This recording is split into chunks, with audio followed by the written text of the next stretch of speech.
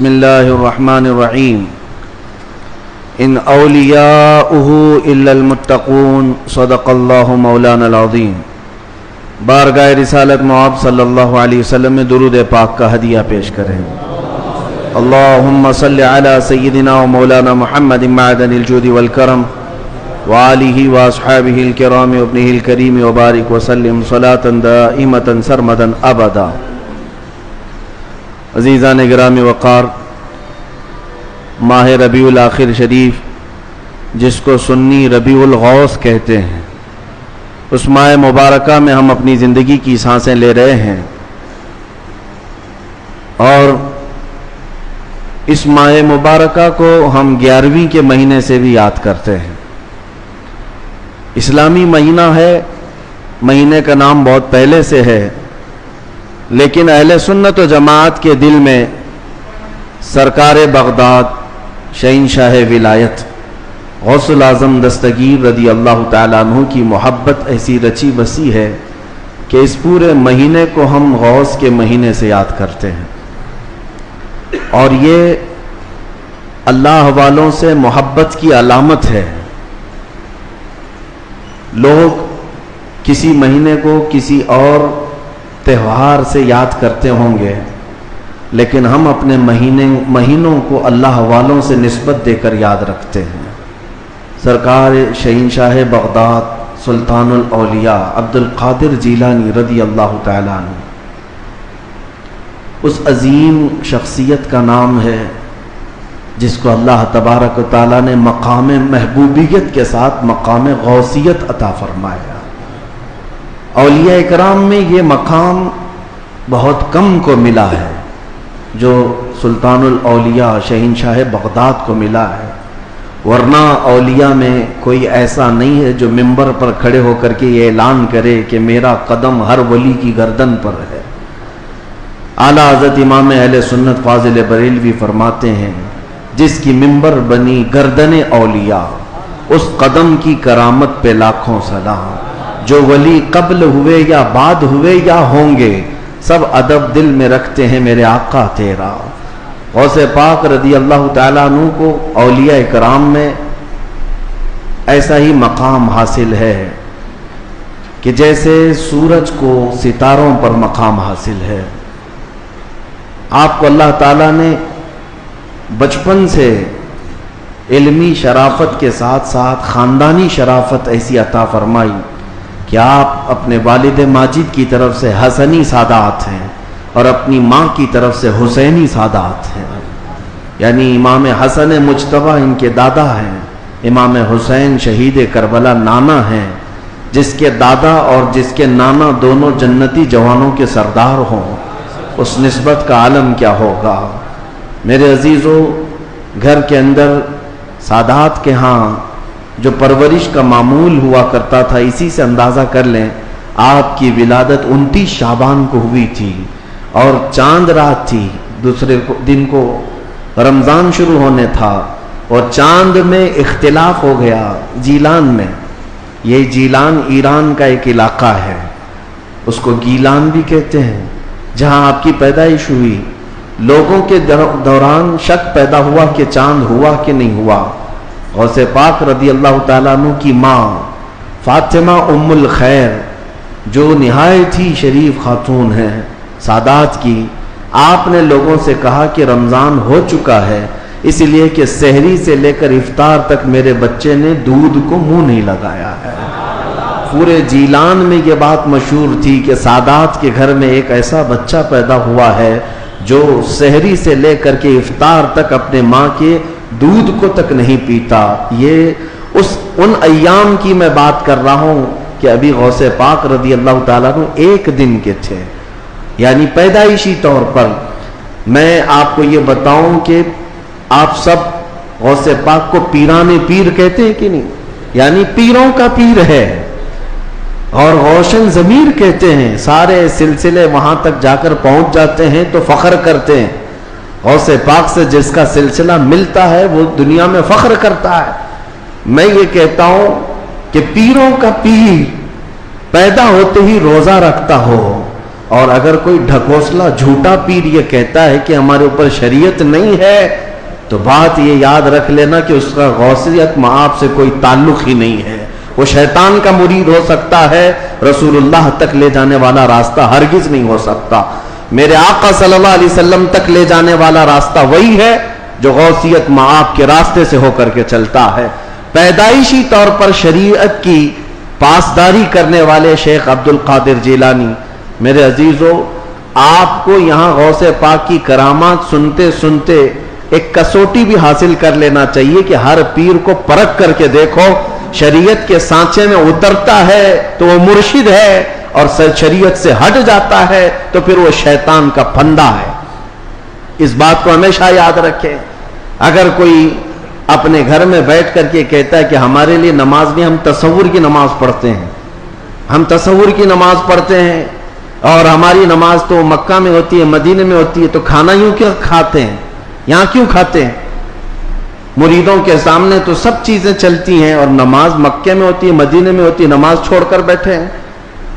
ایک بات یاد رکھ لیں کہ سارا طریقت کا سلسلہ صرف قوالی سننے کا نام نہیں ہے. ہاں، اشعار حضور پاک کی محبت میں اور اللہ کی محبت میں سننا یقیناً باعث ثواب ہے، ہم خود بھی سنتے ہیں. لیکن وہ پیر ہی کیسا جسے قرآن پڑھ سننے کے بعد کوئی وجد نہیں آتا، قرآن سننے کے بعد کوئی وجد نہیں آتا، حدیث رسول سننے کے بعد کوئی وجد نہیں آتا. وجد کہاں سے آئے گا سمجھ میں نہیں آتا. اور پھر ڈھول باجے پر تو پھر ہاتھ بھی ہلتے ہیں، پیر بھی ہلتے ہیں. اور پھر اگر کوئی یہ سمجھے کہ یہی مرشد ہے، پیر کامل ہے، تو دھوکے میں ہے. ایسا بندہ دھوکے میں ہے. وہ غوث پاک رضی اللہ تعالیٰ عنہ جن کی کرامات بیان کرنے کے ساتھ ساتھ ہم یہ بھی بیان کرتے ہیں کہ 40 سال آپ کے ایسے گزرے ہیں کہ صرف ایک انگور کے دانے سے آپ نے سحری کی ہے اور ایک آدھا گلاس پانی پر آپ نے افطاری کیا ہے. اتنے سال تک روزہ رکھے ہیں.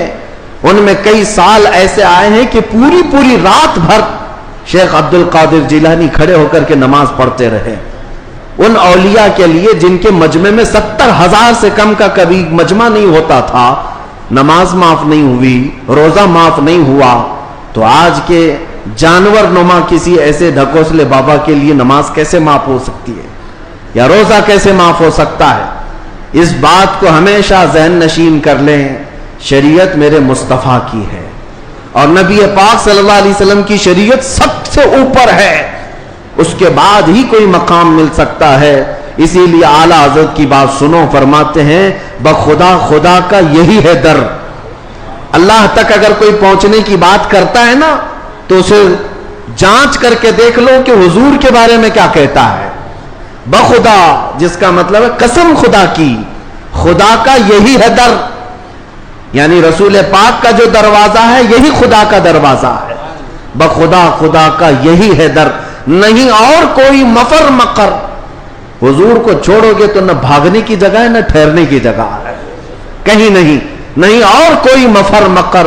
اور پھر اعلیٰ حضرت فرماتے ہیں اگر کوئی خدا تک پہنچا بھی ہے تو سمجھ لو جو وہاں سے ہو یہی آ کے ہو، جو یہاں نہیں تو وہاں نہیں.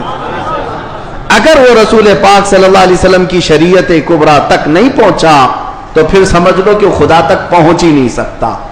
میرے عزیزو، غوث پاک رضی اللہ تعالیٰ عنہ کی پوری زندگی اگر میں آپ کو بتاؤں وہ عشق رسول کے سانچے میں ڈھلی ہوئی تھی. نبی پاک کی شریعت پر ایسا سختی سے عمل کرتے تھے کہ منبر پر کھڑے ہو کر کے آپ نے اعلان کیا میرا مرید اگر نماز نہیں پڑھتا تو اسے ہمارے قبرستان میں بھی دفن نہ کیا جائے. غوث پاک رضی اللہ تعالیٰ عنہ شریعت کے معاملے میں اس قدر سخت تھے. پھر میں پوچھنا چاہتا ہوں ان سے بڑا دنیا میں اور کون پیر آیا ہے؟ اگر کوئی اپنے مریدوں کو نماز معاف کرا دیتا ہو، روزے معاف کرا دیتا ہو، تو یاد رکھ لینا وہ شیطان کا پھندا ہے جو تمہیں نبی کریم صلی اللہ علیہ وسلم کی شریعت سے دور لے کر جاتا ہے. سب سے پہلی چیز ہے میرے مصطفیٰ کی شریعت. حضور پاک کے طریقے پر اگر کوئی چلا ہے تو اسے ولایت بھی ملتی ہے. اللہ کا ولی حضور کی شریعت پر گامزن ہو کر کے ہی چلتا ہے. کچھ مجذوب اولیاء ایسے ہیں جن کی عقل فنا ہو جاتی ہے تب ان کے اوپر سے شریعت کا قلم اٹھا لیا جاتا ہے، وہ مستثنا ہیں، وہ الگ ہیں. لیکن جتنے اولیاء آئے سب کا رسول پاک صلی اللہ علیہ وسلم کے دربار میں ایسا وسیلہ ہے، ان کی ایسی پہنچ ہے کہ اس کے بعد ہی انہیں ولایت کی منزل ملتی ہے. میں ایک بات بتاتا ہوں آپ کو، غوث پاک رضی اللہ تعالیٰ عنہ کے مقام کے متعلق محبوب الہی کا نام سنا ہوگا. دلی کے شہنشاہ، دو اولیاء کو محبوب کا نام دیا گیا ہے. محبوب، ایک غوث پاک کو محبوب سبحانی اور حضرت نظام الدین اولیاء کو محبوب الہی. محبوب اسے کہتے ہیں جس سے اللہ محبت کرتا ہو. سارے اللہ سے محبت کرتے ہیں اور کچھ وہ ہیں جن سے اللہ محبت کرتا ہے، وہ محبوب ہیں. محبوب الہی کا درجہ بڑا ہے. ان کے بڑے گہرے مرید ایسے فنا فی شیخ امیر خسرو. امیر خسرو کا جب بھی نام آتا ہے تو ایک پیر اور مرید کے درمیان کا گہرا تعلق بتایا جا سکتا ہے. لوگوں کو پڑھنا چاہیے کس کو مرشد سمجھا جائے طریقت کے راستے میں اور کون پیر ہوتا ہے. امیر خسرو کو پڑھیں تو سمجھ میں آ جائے گی بات. امیر خسرو ایک بار پانی پت گئے ہوئے تھے. پانی پت میں اس وقت بو علی شاہ قلندر رحمت اللہ تعالی علیہ موجود تھے. یہ محبوب الہی کے ہم زمانہ ہیں، اسی زمانے کے. ان کی کرامات کا حال بھی بہت بڑا تھا. امیر خسرو ان کی محفل میں بیٹھے. جمعرات کو ایک بار ان کے ہاں محفل ہوتی تھی بو علی شاہ قلندر کے ہاں. اور محفل میں ہوتا کیا تھا، جب ذکر کی محفل ہوتی اس کے بعد جتنے حاضرین ہوتے بو علی شاہ قلندر سب سے کہتے اپنی اپنی آنکھیں بند کر لو. لوگ اپنی اپنی آنکھیں بند کرتے، وہ سیدھے رسول اللہ کا دیدار کراتے تھے. نبی پاک صلی اللہ علیہ وسلم سامنے بیٹھے ہوئے ہوتے اور بو علی شاہ قلندر ان کے سامنے ہوا کرتے حضور کے. یہ ہر جمعرات کو بو علی شاہ قلندر کی محفل میں ہوتا تھا. امیر خسرو مرید تھے محبوب الہی کے اور گئے تھے بو علی شاہ قلندر کی محفل میں. اور جب دیدار کرائے تو امیر خسرو بھی خوش ہوئے کہ رسول پاک صلی اللہ علیہ وسلم کا دیدار ہوا مجلس میں. لیکن بات اتنی ہوئی، آنکھیں کھولنے کے بعد بو علی شاہ قلندر امیر خسرو کو یوں کہتے ہیں، خسرو میں تو رسول اللہ کی مجلس میں تجھے لے گیا، تیرا پیر تو وہاں کہیں نظر نہیں آیا، تیرا پیر وہاں پر نظر تو نہیں آیا. امیر خسرو کو یہ بات لگ گئی.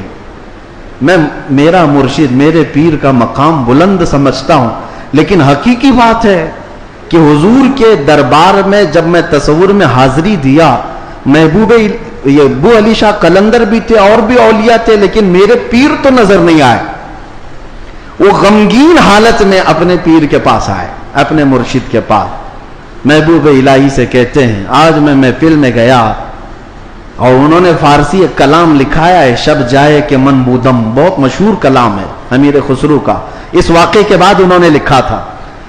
پہلے پورا واقعہ کیا ہوا وہ میں بتاتا ہوں. محبوب الہی کے پاس روتے ہوئے کھڑے تھے. بو علی شاہ قلندر نے رسول اللہ کا دیدار کرایا، لیکن ساتھ میں انہوں نے مجھے تانا مارا کہ تمہارا پیر تو محفل میں نظر نہیں آیا.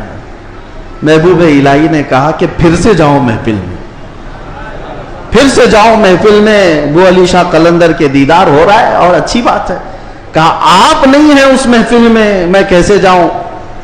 محبوب الہی نے تھپک کر کہا خسرو بو علی شاہ قلندر سے مت پوچھنا، جب وہ دیدار کرائیں رسول اللہ کا تو خود رسول اللہ سے پوچھنا میرا پیر کہاں. اولیاء بہت سارے بیٹھے ہیں، محبوب الہی کہاں ہیں. تو میر خسرو گئے. اب کی بار جو محفل سجی اور جب آنکھ بند کرنے کا حکم ہوا، امیر خسرو نے آنکھ بند کی، دیدار ہوا میرے مصطفیٰ کا. اولیاء کرام کی مجلس تھی. خسرو کہتے ہیں میں آگے بڑھا، نبی کونین صلی اللہ تعالی علیہ وسلم کے دربار میں دست بستہ عرض کیا یا رسول اللہ اولیاء کی محفل ہے، یہاں پر میرے مرشد نظام الدین اولیاء نظر نہیں آتے. نبی پاک نے فرمایا ایک منزل اوپر چڑھ جا، ایک منزل اوپر چڑھ جا. امیر خسرو کہتے ہیں میں ایک منزل اوپر گیا تو دیکھا ایک بہت بڑا دالان ہے، صحن ہے، وہاں بھی رسول اللہ جلوہ فرما ہے، مسند نشی ہے، وہاں دیگر اولیاء اکرام ہیں اور دیگر اولیاء، لیکن وہاں بھی میرے مرشد نظر نہیں آئے۔ میں پھر پوچھا میرے مصطفیٰ سے، آقا یہاں پر بھی نہیں ہے؟ حضور نے فرمایا ایک اور منزل چڑھ جا۔ خسرو کہتے ہیں میں تیسری منزل پر آیا، وہاں بھی حضور بیٹھے تھے لیکن اولیاء کی محفل میں میرے پیر نظر نہیں آئے۔ پھر پوچھا، حضور نے ایک اور منزل چڑھائی، یہاں تک کہ 7 منزلیں چڑھ لی۔ امیر خسرو کہتے ہیں اب اوپر جیسے جیسے جاتا تھا مجمع کم ہوتا جاتا تھا، تھوڑے تھوڑے سے رہ جاتے تھے۔ 6ٹھی منزل پر آیا، جب بھی میں اپنے مرشد کو نہیں پایا، پریشان ہو کر پوچھا تو کہا ایک اور منزل چڑھ جا۔ اوپر گیا تو وہاں مصطفیٰ کریم صلی اللہ علیہ وسلم مسند نشین ہیں، مسند نشین ہیں، بس 3 لوگ بیٹھے ہوئے ہیں، دائیں ایک بزرگ ہیں، بائیں ایک بزرگ ہیں، اور بالکل سامنے محبوب الہی بیٹھے ہوئے ہیں۔ امیر خسرو کہتے جیسے ہی مجھے اپنے پیر کا چہرہ نظر آیا میں نے آنکھیں کھول دی، رقص کنا ہو گئے۔ جو فنا فی شیخ تھے پھر انہوں نے کلام لکھا، شب جائے کہ من بودم، وہ رات کیسی تھی جس میں میں تھا اور خود رسول اللہ مجلس کے امیر تھے، مجلس کے شمع میرے مصطفیٰ تھے۔ گنگناتے ہوئے اپنے مرشد کے پاس آئے۔ اب جو بات مجھے کہنا تھا جس کے لیے میں نے یہ واقعہ چھیڑا، سنیے آپ، میں نے یہ واقعہ محبوب الہی کا کیوں بتایا۔ آئے محبوب الہی کے پاس، خوش تھے، وجد کنا تھے۔ محبوب الہی نے پوچھا خسرو دیکھ آئے اپنے مرشد کو؟ کہا ہاں میرا مقصد، میری مراد پوری ہو گئی۔ اس کے بعد محبوب الہی نے کہا کیا کسی اور کو وہاں نہیں دیکھا؟ امیر خسرو نے کہا میری توجہ ہی نہیں گئی، میں نے مرشد کو دیکھا تو پھر خیال نہ رہا۔ محبوب الہی سے پوچھنے لگے حضور اس منزل میں جو رسول اللہ کے دائیں اور بائیں تھے وہ کون تھے؟ تب محبوب الہی نظام الدین اولیاء نے کہا ان کے بائیں جانب خواجہ غریب نواز تھے اور بائیں جانب پیران پیر غوث اعظم بغدادی موجود تھے۔ سیدنا شیخ عبد القادر جیلانی کا وہ مقام ہے کہاں؟ رسول اللہ کے دربار میں، جہاں اولیاء اکرام کی منزلیں ختم ہوتی ہیں وہاں غوثیت معاب کا مقام ہے۔ میرے آقا صلی اللہ علیہ وسلم کے دربار کا قرب ہی انہیں غوثیت کے مقام پر لے گیا ہے۔ میرے عزیزو، بہت سارے لوگ اگر یہ سمجھتے ہیں کہ ان کی بڑی کرامتیں ہیں اس لیے ان کو غوث کا مقام ملا ہے، وہ بہت بڑے عالم تھے، بہت بڑے زاہد تھے، بہت بڑے پرہیزگار تھے اس لیے غوثیت کے مقام پر پہنچے۔ میں کہتا ہوں یہ ساری جگہ اپنی، یہ سارے مقامات اپنی جگہ پر، غوث پاک غوثیت کے مقام پر پہنچے تو عشق رسول کی بنیاد پر پہنچے، میرے مصطفیٰ کریم صلی اللہ علیہ وسلم سے بے پناہ محبت کی بنیاد پر پہنچے۔ اس لیے میں نے زندگی میں دیکھا ہے جب کبھی کوئی رسول اللہ کی طرف انگلی بھی اٹھاتا یا اعتراض کرتا اپنی کرامتوں سے اس کا منہ توڑ جواب دے دیتے تھے، اپنی کرامتوں سے غوث پاک رضی اللہ تعالیٰ عنہ ان کا جواب دیتے۔ اگر کسی نے حضور پاک صلی اللہ تعالیٰ علیہ وسلم پر اعتراض کیا کہ انہوں نے مردوں کو زندہ نہیں کیا تو غوث پاک نے اپنی ٹھوکر سے مردہ زندہ کر کے دکھایا۔ 400 سال بعد غوث پاک رضی اللہ تعالیٰ عنہ اعلان کرتے تھے تو رسول اللہ کے بارے میں بات کرتا ہے، میں ان کے بیٹے کے بیٹے کے بیٹے کے بیٹے کے بیٹے 400 سال بعد آیا ہوں اور اللہ نے میرے پاؤں میں یہ طاقت دی ہے کہ قبر کو ٹھوکر لگاؤں تو مردہ زندہ کھڑا ہو جائے، اور جس کی میں نسل سے ہوں وہ اگر کہیں ٹھوکر لگائے پورا قبرستان کھڑا ہو سکتا ہے۔ نبی پاک صلی اللہ تعالیٰ علیہ وسلم کی ذات پر اگر کوئی انگلی اٹھاتا میرے غوث اس کو اپنی کرامت سے جواب دیا کرتے۔ عزیزان گرامی وقار، سلطان الاولیاء غوث پاک رضی اللہ تعالیٰ عنہ سے اپنا رشتہ مضبوط کرو، اپنے اپنے نسبتوں میں قادری پٹا ضرور رہے، قادری نسبت ضرور رہے، اس لیے کہ یہ نسبت ہی ایسی ہے جس پر پوری دنیا فخر کرتی ہے۔ قیامت میں منادی دے گا یہ ندا قادریوں کو، کہاں ہے قادری کر لے نظارہ غوث اعظم کا۔ میری علاج کس کے ہاتھ ہے؟ بغداد والے کے، مصیبت ٹال دینا کام کس کا؟ غوث اعظم کا۔ اسی لیے میرے عزیزو، ہم نے غوث پاک رضی اللہ تعالیٰ عنہ کی زندگی پاک میں دیکھا ہے اللہ تعالیٰ نے ان کو تصرف دیا تھا، وہ طاقت عطا کی تھی کہ وہ اللہ کریم کی بارگاہ میں ایسی مقبولیت کے مقام پر تھے کہ خلاف عادت کام ان سے صادر ہوئے. خلاف عادت کام جب اولیاء سے ہوتے ہیں اسی کو کرامت کہتے ہیں. بعض لوگ ابھی عقل کے گھوڑے دوڑاتے اور کہتے ہیں ایسا کیسے ہو سکتا ہے, یہ سب تو مولانا لوگوں کی پھکائی ہے, یہ جملے بازی ہے. ان کو قرآن پاک سے اگر تعلق ہو تو میں بتاؤں. اب میں ایک بات آپ سے بتاتا ہوں, غوث پاک کی ایک کرامت جس پر ابھی میں چند دن پہلے سن رہا تھا. کوئی بیچارہ جس کی عقل پر فالج کا اثر ہوا ہے. یہ وہ لوگ ہیں جن کو میرے مصطفیٰ کریم صلی اللہ تعالیٰ علیہ وسلم سے بغض ہے, عداوت ہے, اور دوسرے راستے پر چل پڑے اور اولیاء اکرام کو چن چن کر کے نشانہ بناتے ہیں. جن کا تعلق نجد سے ہے, وہابیت سے ہے, سلفیت نام رکھتے ہیں. بہرحال لیکن سوال کرنے والے نے ایک سوال کیا, ارے مولانا آپ سناتے ہیں کہ غوث پاک تو 12 سال کی ڈوبی ہوئی کشتی کو باہر لے آئے. یہ تو خدا کے بھی کام نہیں ہے, اللہ کے بھی کام نہیں, اس سے بڑھ کر کے آپ نے غوث پاک کو بتا دیا. میرے عزیزوں میں آپ کو بتاتا ہوں بات ہوئی کیا تھی. دریا کے کنارے سے آپ کا گزر ہو رہا تھا, ایک بوڑھی عورت کو روتے ہوئے دیکھا. مرید سے پوچھا پوچھو اس کو کیا بات ہے, کیوں روتی. معلوم کیا تو پتا چلا کہ اس خاتون کا اکلوتا بیٹا تھا, بڑے نازوں سے پالا تھا. اس عورت نے شادی کی, برات آ رہی تھی اور کشتی جو ہے دریا میں غرق ہو گئی, ڈوب گئی, باہر نہ آ سکی. مشہور کرامت ہے غوث پاک کی. تو وہ ڈوب گئی اور اس بوڑھی عورت کا دل تو ماں کا ہے, بیٹے کے یاد میں روز آتی ہے, روتی ہے اور شام واپس چلی جاتی ہے, روز روتی ہے. غوث پاک رضی اللہ تعالیٰ عنہ کو اس پر رحم آیا. اللہ کریم کی بارگاہ میں سفارش کی, اے رب کریم تو نیست سے ہست کرنے والا, تو پانی کے قطرے سے پورا انسان بنانے والا, تو راکھ کے ڈھیر کو بھی اگر چاہے تو زندہ انسان کھڑا کر دے. مولا قادر مطلق ہے, اس خاتون پر رحم فرما اور اس کا بیٹا واپس لوٹا دے. غوث پاک کی دعا چل رہی تھی. تھوڑی دیر دیکھنے کے بعد دریا میں ایک بھونچال سا, طوفان سا آیا. پانی کے اندر ایک عجیب سی سرسراہٹ ہوئی. تھوڑی دیر کے بعد دیکھا تو ایک کشتی برآمد ہوئی.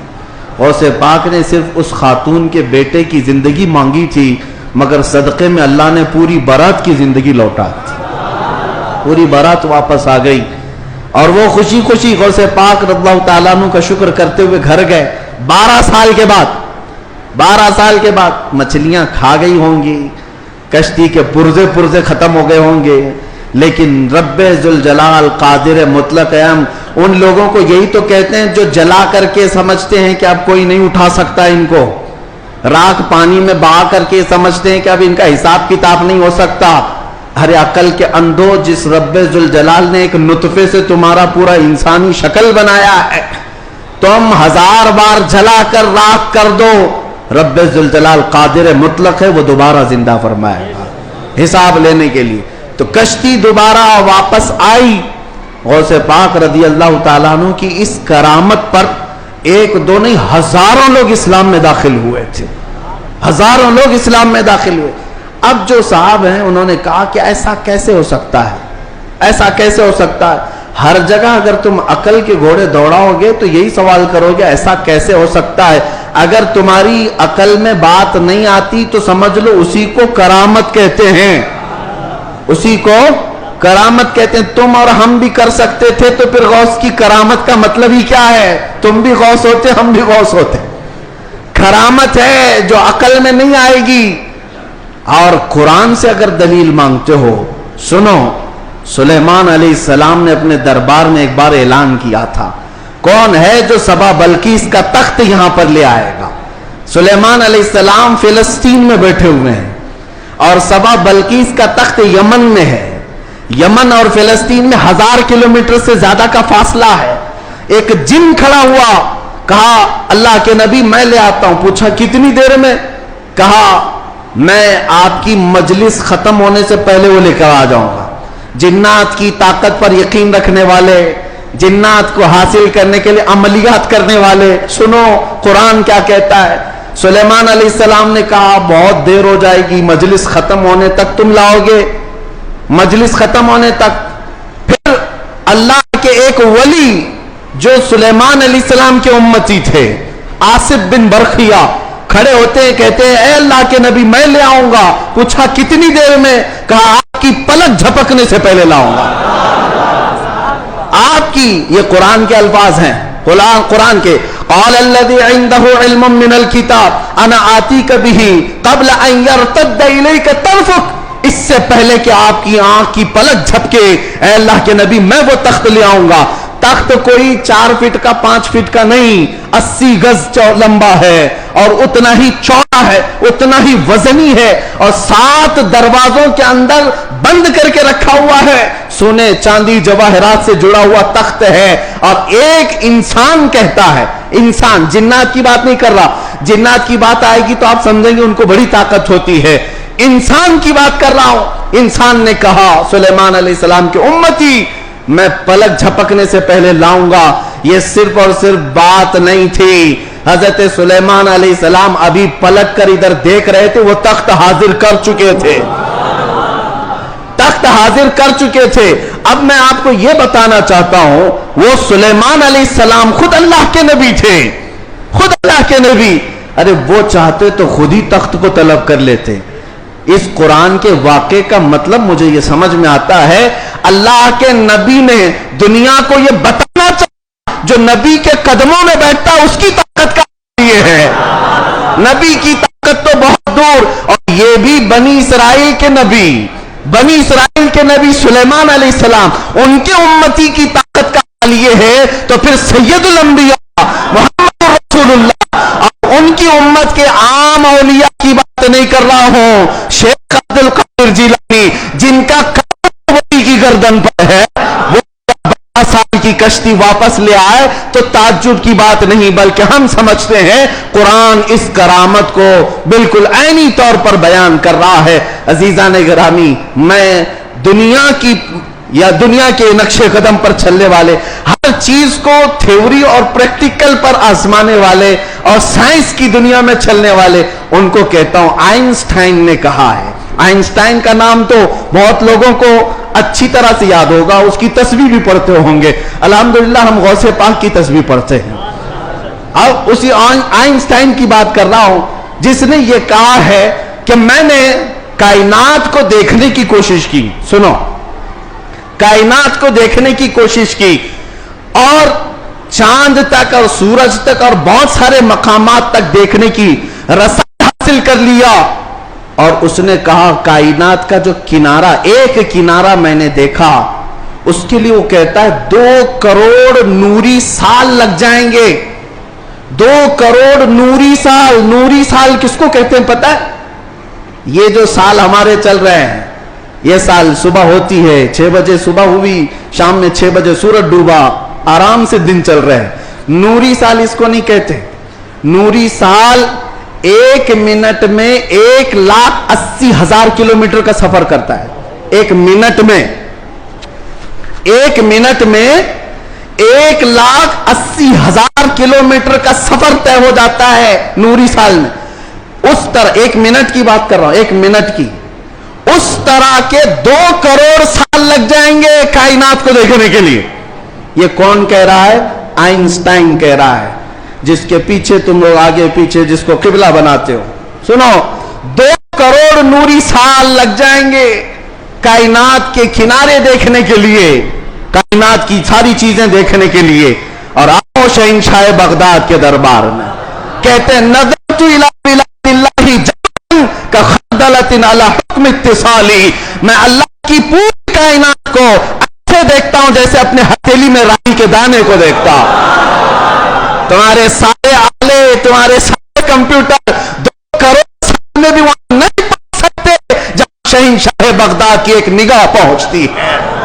ہاں، میرے غوث نے فرمایا نظرت الی بلاد اللہ جمعاً کخردلۃ علی حکم اتصالی. میں اللہ کے پورے شہروں کو، کائنات کو ایسے دیکھ رہا ہوں جیسے اپنے ہتھیلی میں رائی کے دانے کو دیکھ رہا ہوں. عزیزان گرامی وقار، الحمدللہ ہمارے پاس فخر کرنے کے لیے بہت کچھ ہے، بہت کچھ ہے.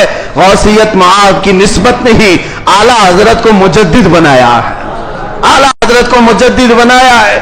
اور امام اہل سنت فاضل بریلوی اسی نسبت پر فخر کرتے ہیں. دیکھا جائے تو امام اہل سنت اعلیٰ حضرت نے تقریباً 1000 سے زیادہ کتابیں لکھ ڈالی ہیں. 55 علوم پر اللہ نے مہارت تام عطا کی ہے اور بہت سارے شاگردوں کی کھیت تیار کی ہے. امت پر ایک بہت بڑا امتیوں پر احسان ہے. لیکن ساری چیزیں اپنی جگہ پر. قرآن کا ترجمہ کیا ہے, فتاوی رضویہ شریف ہے, بارگاہ مصطفیٰ میں ہدایت بخشش ہے, بہت سارے کام ہیں.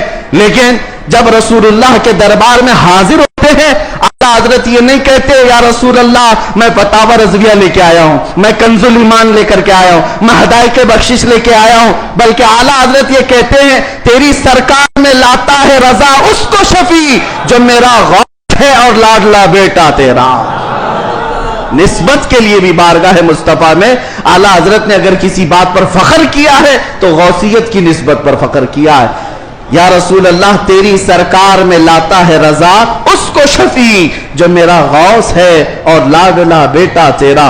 یقیناً میرے عزیز و کرامات سنانے کا وقت جمعہ کے چھوٹے وقت میں نہیں ہوتا, ورنہ میں بہت ساری چیزیں سناتا. الحمدللہ غوثیت معاب شہنشاہ بغداد پیر پیراں امیر میراں, جس کی نسبت الحمدللہ چھوٹوں کو بڑا بنا دیتی ہے اور ادنا کو اعلیٰ بناتی ہے. الحمدللہ ابھی حاضری سے میں آیا اور حاضری کے بعد دل میں یہ احساس ہوتا ہے. ایک بزرگ وہاں پر ملاقات جن سے ہوئی, وہ عربی اور علوی سادات میں سے ہیں, عمر کافی ہو چکی. انہوں نے مجھے مل کر کے ہاتھ پکڑ کر کے کہا آؤ میں تمہاری حاضری کراتا ہوں. غوث پاک رضی اللہ تعالیٰ عنہ کے دربار میں وہ تقریباً 55 سال سے, اور بڑی ان کی یعنی بڑے معاملات ہیں. بہرحال میں مختصر یہ عرض کرتا ہوں کس لیے میں بات کہہ رہا ہوں. انہوں نے کہا غوث پاک رضی اللہ تعالیٰ عنہ ہر حاضر ہونے والے کو کچھ نہ کچھ دے کر بھیجتے ہیں, اور اللہ کریم تمہارے مستقبل میں بہت کچھ تجھے عطا کرے. دعا کیا. ہم نے کہا کہ یہاں کی اتنے بڑے دربار میں بڑے بڑے حاضر ہوتے, میری کیا حیثیت ہے, مجھے یہاں پر میری کیا حیثیت ہے, کیا مقام ہے. ایک جملہ انہوں نے کہا جس سے سینہ چوڑا ہو گیا. کہا یہاں پر سب اچھے نہیں آتے, بلکہ غوث پاک تو چوروں کو بھی قطب بناتے ہیں.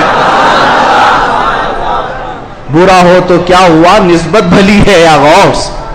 تجھ سے در سے سگ اور سگ سے ہے مجھ کو نسبت, میری گردن میں بھی ہے دور کا ڈورا تیرا.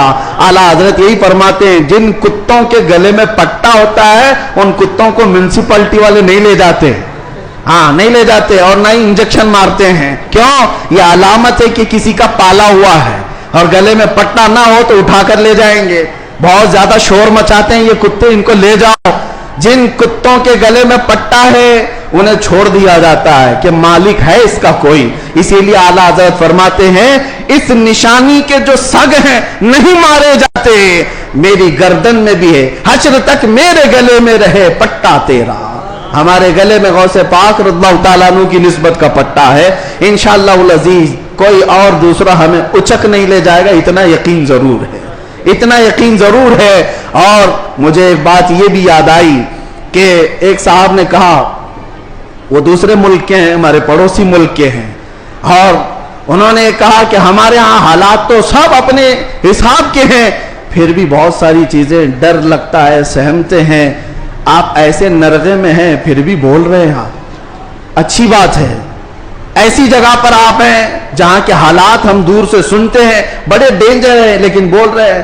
میں نے کہا آپ نے سنا نہیں اعلیٰ حضرت نے کیا فرمایا؟ اعلیٰ حضرت نے یہ فرمایا کیا دبے جس پہ حمایت کا ہو پنجہ تیرا. ایسا آدمی کیوں ڈرے گا, ایسا آدمی کیوں ڈرے گا جس پر پنجہ غوث پاک کا ہوگا. کیا دبے جس پہ حمایت کا ہو پنجہ تیرا, شیر کو خطرے میں لاتا نہیں کتا تیرا. غوث پاک کا جو کتا ہے وہ شیر کو بھی پرواہ نہیں کرتا. الحمدللہ ہم غوث پاک کے دربار کے کتے ہونے پر فخر کرتے ہیں. ہمیں اس بات پر کوئی وہ نہیں ہے. الحمدللہ ہماری نسبت ہے دربار غوث سے, اور وہ اس لیے بھی کہ ایک دو نہیں. میں آپ کو بتاؤں اہل حدیث جماعت وہابی جماعت کے سب سے بڑے عالم جس کی پیروی میں یہ لوگ پوری آسمان زمین سے زمین آسمان سے ملاتے, شیخ ابن تیمیہ. شیخ ابن تیمیہ نے اپنے کتاب میں لکھا ہے، اہل حدیث جماعت کے سب سے بڑے امام کہتے ہیں کہ میں نے اپنی زندگی میں اتنی کرامات کسی کی نہیں دیکھی جتنی شیخ عبد القادر جیلانی کی۔ ارے تمہارے گھر سے بھی بات آ رہی ہے میرے غوث کی، ہر گھر سے بات آ رہی ہے۔ کیوں؟ اس لیے کہ سورج نکلتا ہے تو سب کو پتا چلی جاتا ہے، سب کو پتا چلتا ہے۔ اچھے خاصے لوگ بھی بول پڑتے ہیں کہ دن ہو چکا ہے، دن ہو چکا ہے۔ سورج سے دشمنی ہے تو ٹھیک ہے، لیکن بولنا تو پڑے گا کہ دن نکلا ہوا ہے، دن نکلا ہوا ہے۔ غوث پاک کی کرامات ایسی ہیں جیسے سورج نکلا ہوا ہے۔ میرے عزیزو، ایک صاحب ہے، اب ہماری محبت کس بات سے ہونی چاہیے؟ غوث پاک رضی اللہ تعالیٰ عنہ ہماری محبت اس لیے بھی ہے، کئی اولیاء کرام نے یہ باتیں لکھی بھی ہیں، فرماتے ہیں ان کے غوث پاک رضی اللہ تعالیٰ عنہ کے ایک مرید بھی ہیں، وہ تقریباً 14 اونٹوں پر شکر کے تھیلے لے کر کے سفر کر رہے تھے، سامان تجارت لے کر جا رہے تھے۔ رات کو ایک جنگل میں انہوں نے پڑاؤ کیا اور رات وہاں گزاری، تو جیسی ہی رات گزاری، خطرناک جنگل تھا، ان کے 4 اونٹ سامان سمیت غائب ہو گئے اور بھاری ان کا نقصان تھا، بڑا سامان تھا اس میں۔ وہ صبح غمگین بیٹھے ہوئے تھے، انہوں نے کہا کہ ایسے وقت میں اب قافلہ بھی چل پڑا، میں اپنے اونٹوں کو ڈھونڈوں تو اس خوفناک جنگل میں کہاں ڈھونڈوں گا؟ انہوں نے کہا مجھے میرے مرشد نے کہا تھا کہ جب کبھی تو مصیبت میں آئے تو مجھے پکارنا، یا شیخ عبد القادر جیلانی شیئا للہ المدد۔ تو وہ بزرگ فرماتے ہیں، یہ کتاب بہجت الاسرار شریف میں بھی موجود روایت میں بیان کر رہا ہوں، لفظ ہی نہیں کر رہا، کہتے میں وہیں سے پکارنا شروع کیا، یا شیخ عبد القادر جیلانی شیئا للہ المدد۔ میں ابھی پکار ہی رہا تھا، سامنے پہاڑ کی طرف ایک بزرگ مجھے نظر آئے سفید لباس میں، وہ مجھے اپنی طرف بلاتے رہے، ادھر آؤ ادھر آؤ۔ میں دوڑتا ہوا ان کے پاس گیا، میں جب ان کے قریب پہنچا تو وہاں دیکھا پہاڑ کے نیچے میرے 4 اونٹ چر رہے تھے۔ میں نے 4 اونٹوں کو اپنے ساتھ لے لیا اور پھر اس بزرگ سے ملنے کے لیے آیا تھا تو وہ تھے ہی نہیں۔ میں اپنے اونٹوں کو لے کر تجارت میں گیا، سامان بیچا، اس کے بعد پھر بغداد آیا اپنے مرشد سے ملنے کے لیے، تو غوث پاک نے فرمایا تیرے 4 اونٹ صحیح سلامت تو ہم نے دلا دیے تھے۔ یہ غوث پاک کا مقام ہے عزیزان گرامی، وہ مدد کو پہنچتے ہیں، بلکہ یہ بھی فرمایا میرا مرید مشرق میں ہو اور میں مغرب میں ہوں، اگر اس کا سطر کھل جائے، اگر وہ مجھے پکارے دل سے تو میں اس کی وہیں سے سطر پوشی کروں گا، میں اس کے سطر کو چھپاؤں گا۔ یہ نسبتوں کی بات ہے، یقین تمہارا کتنا مضبوط ہے، کتنا مضبوط ہے، اس یقین کی بات ہے۔ وہاں غوث پاک کے خلیفہ ہیں، ان کے مزار کے پیچھے ہی، ان کا مزار ہمیشہ پانی میں رہتا ہے، ابو خمرہ ان کو کہتے ہیں، شیخ محمد المتقی الہندی، ہندوستان سے جو غوث پاک کے جاتے تھے ملاقات کرنے کے لیے، ان کی تربیت کے لیے وہ رہتے تھے۔ ان کی ایک روایت ہے، ہند سے کچھ لوگ گئے تھے غوث پاک سے ملنے، مل کر کے وہ واپس آ رہے تھے کشتی میں آ رہے تھے، تو سمندر میں بیچ سمندر میں پہنچی تو کشتی پھٹ گئی، پانی اندر آنے لگا اور ڈوبنے کے قریب آ گئی۔ یہ چیخنے لگے، پکارنے لگے، اور اسی وقت وہ سارے مرید کہتے ہند سے جو گئے ہوئے تھے، کہتے ہیں اچانک ہماری کشتی میں ایک کالے رنگ کی چادر اوڑے ہوئے بزرگ آئے، ان کے ہاتھ میں ایک بڑی سی سوئی تھی، دھاگا تھا، وہ جلدی جلدی ہماری کشتی کو جہاں جہاں سے پھٹی تھی سیلنے لگے اور سل کر کے پانی پورا باہر کیا۔ ہم تو ڈرے ہوئے تھے، ڈوبنے کے انتظار میں بیٹھے ہوئے تھے، کشتی پھر اپنے مقام پر صحیح سلامت چلنے لگی۔ ہم اللہ کا شکر ادا کرتے ہیں، اچانک وہ بزرگ جو آئے تھے، ہم نے پوچھا کہ آپ ہمارے ساتھ سفر میں ہیں یا کون ہیں؟ انہوں نے چادر ہٹائی تو سیدنا شیخ عبد القادر جیلانی تھے۔ فرمایا تم میرے مرید ہو، مجھے پکارا، اللہ تعالیٰ نے مجھے بھیجا، میں تمہاری مدد کے لیے آیا۔ عزیزان گرامی، 1 2 نہیں، بہت ساری کرامات کتابوں میں روایتاً لکھی ہوئی ہیں، اور 1 2 نہیں، کئی تواتر کے ساتھ یہ روایتیں موجود ہیں۔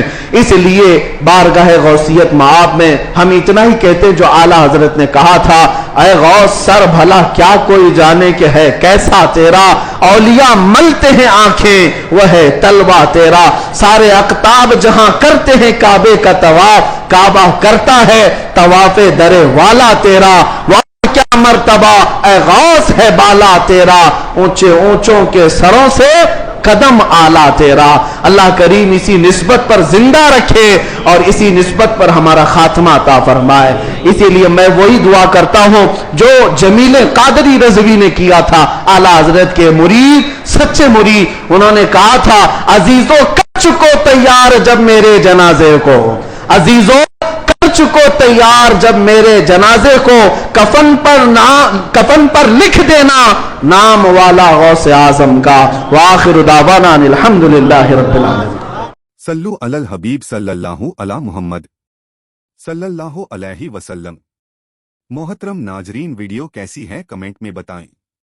आखिर में एक छोटी सी दरखास्त, वीडियो देखने के बाद सवाब की नीयत से इसे दूसरों तक जरूर पहुंचा दे ताकि कोई और भी फायदा उठा सके।